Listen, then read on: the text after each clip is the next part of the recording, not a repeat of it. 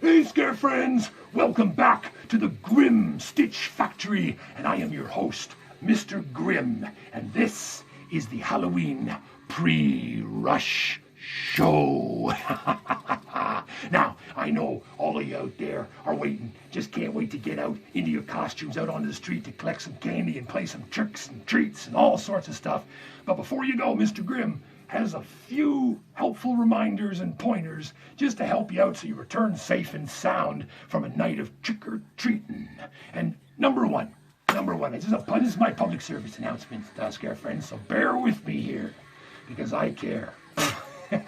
Number one, Scare Friends, when you go out tonight trick-or-treating, please remember to bring some light with you, a reflector on your costume, bring a lantern, bring a jack-o'-lantern, something that lets people know you're on the street and there so they can see you. Because a few years ago, Mr. GRiM went out, and old Mr. GRiM, well, he had a head full of straw, and I kind of dressed up in too much black, and it didn't have any reflective material, and I wasn't out there 5 minutes before I was sailed over the head of a Pontiac. So I don't want that to happen to you. So please, Scare Friends, go out, dress appropriately. Number two, just as your parents always told you, before you cross the street, Scare Friends, please look both ways. Look both ways before you cross the street, because accidents can still happen. And even though you look both ways, please still be vigilant, because there might be some wacko sitting down there on the curb ready to drop the clutch and hit you with his Pontiac. You can never be too sure in this day and age. It's unfortunately the world we live in. And number three, most important, when you return home and you're ready to dive into that booty, the candy, not the other one. Make sure, kids, to check your candy. Always check your candy, because you never know. It's unfortunate, but that's the world we live in. So you want to check your candy, make sure everything you've got is safe before you start throwing it down the old gullet. Okay, that's your public service announcement from your friend Mr. GRiM. Have a good, safe Halloween. Let's get on with the show. Now, for this show today, I've got two masks. Okay, two masks to bring in. I got some horror movies too.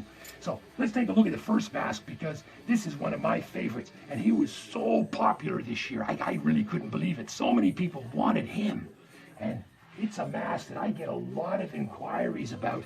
So I figured I would bring him onto the show and just do some explaining and answer some of the questions that I always get about him. This mask is called the Wraith, and if you've been on my website, grimstitchfactory.com, you are well familiar with it, okay? So let's talk about this mask, okay? Like all GRiM Stitch Factory masks, this mask is 100% natural organic burlap. There is no latex in the build. There is no silicone. There is nothing like that. It's just 100% burlap. Handmade, hand-stitched, hand-painted, and finessed by Mr. GRiM. Yes. Now this is a special mask. This is a really special one, because the inside shape is actually the same shape as the outside. So it's kind of like wearing a fishbowl on your head, if I'm being totally honest. So, and also with this one, because of its shape and because of its style, it's made quadruple thick with a full wire frame around it. And the end result is a mask that is extremely durable.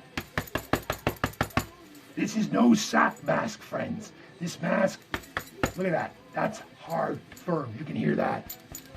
See that? Now, in the back, of course, it's still the patented flexible back. Firm, yet flexible for an easy on, easy off. And of course, it's lace up in the back, sponges inside. So, as with all Mr. GRiM's masks, this can be customized if you wish, okay? So this is the Wraith. So I brought him on the show because I do get a lot of inquiries for him, because he's a really cool, fun mask to wear. And it's really creepy because you can put a hat with it. Almost anything goes. So yeah, let's put him back in the meat hook and get on to the next mask. Okay, the next mask I brought on to show you kids is one of the GRiM Stitch Factory's perennial favorites. Okay, and I have him right here. The Field Creeper. Yeah, he is one of my famous masks that every year I get orders for, because he is just so darn cool. Yeah, and now, like all my masks, again, just like the Wraith, this is all hand-built, okay? Now, this is a much more elaborate build than the Wraith, as you can see, with all the facial anatomy that has to be built and built up. There is no like pre-made parts or anything like that. Everything you see in this mask, everything you see on it, is hand built by me, Mr. GRiM. Yeah, so he's quite an elaborate piece because you got to build up the cheeks. All this needs to be built up, the grin, the folds, everything. And then all this hair needs to be punched in, and you can see it's really in there. Yeah, all punched in. That's the Field Creeper. Now, like the Wraith, like all my masks, no silicone, no latex, it can be customized. All sorts of things can be done to this. You can change the eye stitching, you can add stitching, you can add blood, you can add writing up there in blood, anything you want, okay? So I can customize it. Yeah, I really like this one. This is one of the first masks I designed when I put on the website and GRiM Stitch Factory began. And he's gone through many modifications over the years, but this is the current version. And I, to be honest with you, I really like this one the best because I love the way it cuts up into the side of the head and just separates like that. And on this side too, you got all that creepy separation and all the rotted material underneath. And the rotted material too, the rotted material, like the rest of the mask, it's hard, okay? Yeah, so this is a firm mask, wire-line jaw, so you can actually narrow it if you want. If you've got a narrower face, you can pinch the jaw in and narrow it. Likewise, you can expand it a bit. But most people just find the way it is made is just perfect. So there he is, the Field Creeper. I'm going to put him down there. Okay, friends. 2 masks out of the way. I hope you liked them. Hope you enjoyed them. If you want to see more, go to grimstitchfactory.com, or you can go onto my website, grimstitchfactory.com, or my Facebook rather, and check out masks there. Just click on the photos, and I've got so many photos from old masks that I've built. And oh, you can always look at those and pick some references. If you want me to build something I made a while ago, I can do that too. Okay, let's move on.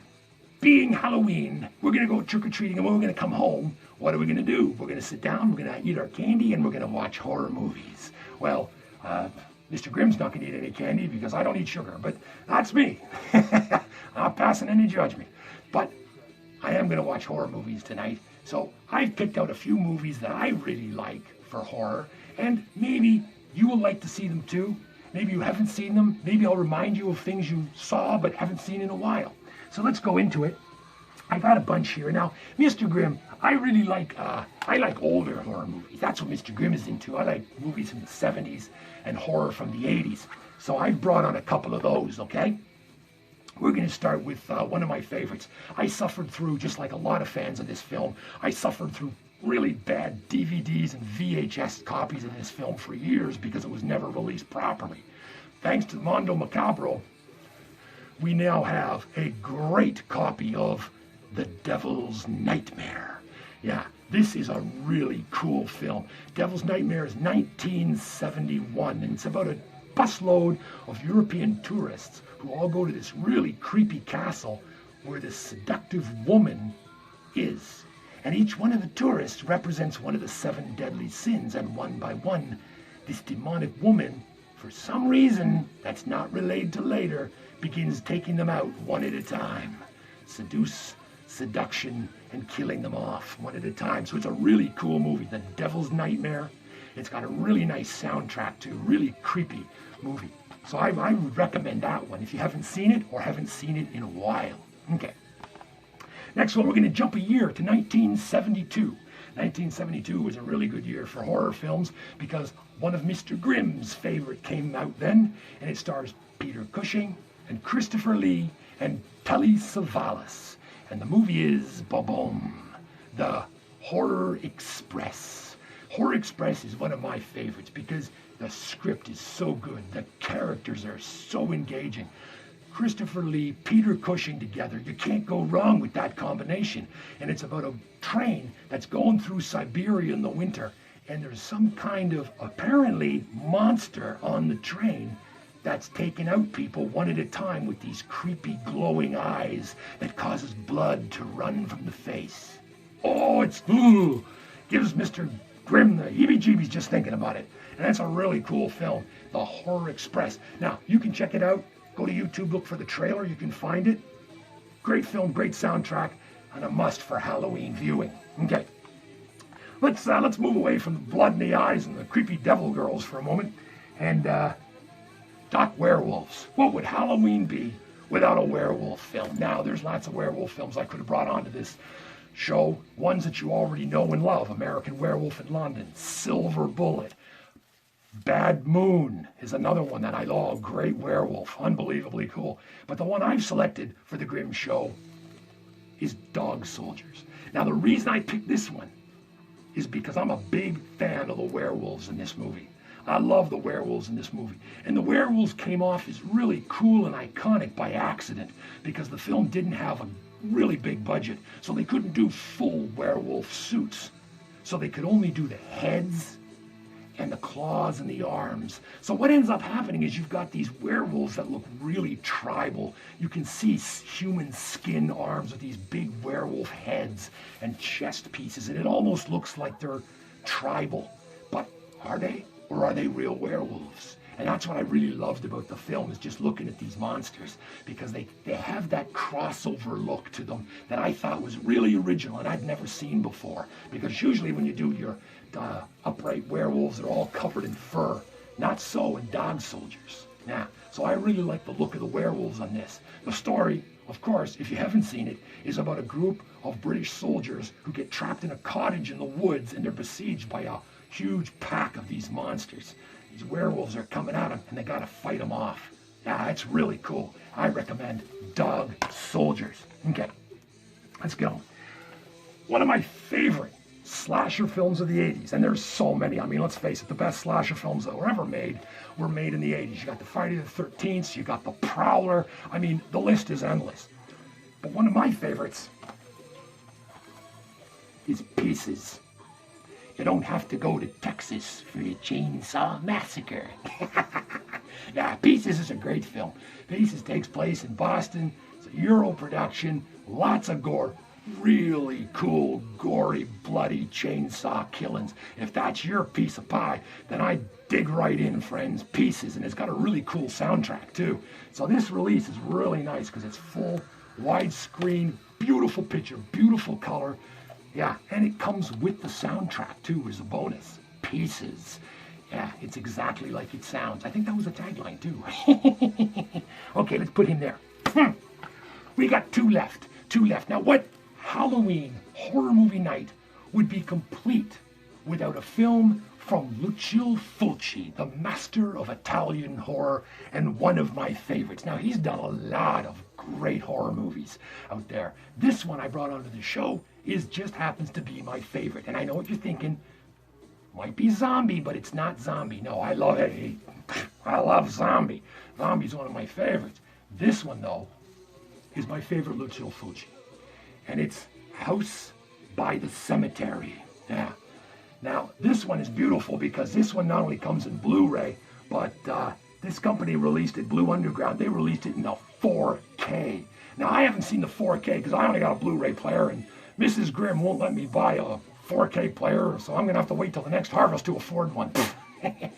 So, the picture on this is unbelievable. The story is about a New York family with their kid who comes to a small town, into a home. They rent out a home, and the home has something in the basement. Oh, it's so good, it's so creepy, and the soundtrack is unbelievable. Directed by Lucio Fulci. If you don't know who he is, I imagine most people watching the show are thinking, well, Mr. GRiM, what are you, nuts? Of course we know who he is. But I'm just saying, I got to put that out there. So, there it is, House by the Cemetery. I think the trailer is on YouTube. Who knows, the film may even be on YouTube. If not, if you want a fabulous copy that can't be beat, Blue Underground, this version is an unreal scare, friends. Anyway, that's it. I'm going to let you go. I know you want to get out, trick and treating, wear your costumes, have some fun on our favorite day of the year. So thank you very much for tuning in. Thank you for loving the work that I do, because I love to do it for you. Until next time, have a very scary Halloween and keep it real cool for me. Be safe.